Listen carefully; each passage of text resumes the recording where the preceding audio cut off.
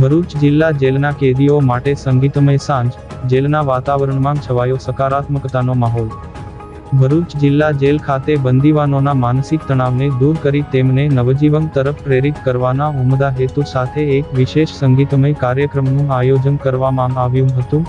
Police મહાનિર્દેશક jail અને સુધારાત્મક વહીવટના માર્ગદર્શન હેઠળ સંકલ્પ ફાઉન્ડેશન અને શ્રી ખડાયતા પરિષદ વિભાગીય સમિતિના સંયુક્ત ઉપક્રમે યોજાયેલા આ કાર્યક્રમે કેદીઓમાં નવી આશા અને સકારાત્મકતાનો સંચાર કર્યો હતો। ભરૂચ જિલ્લા જેલના ઇન્ચાર્જ અધિક્ષક એન.પી. રાઠોડના સહયોગ અને સંકલ્પ ફાઉન્ડેશનના સ્થાપક સંજય તલાટીના અથાગ પ્રયાસોથી આ કાર્યક્રમ સફળ રહ્યો હતો।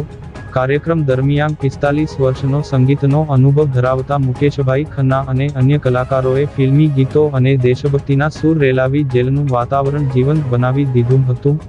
સંગીતના તાલે ગુંજી ઉઠેલા આ માહોલમાં જેલના કેદીઓએ પણ સ્વયં ગીતો ગાઈને પોતાની સુષુપ્ત પ્રતિભાને મંચ પર પ્રદર્શિત કરી હતી।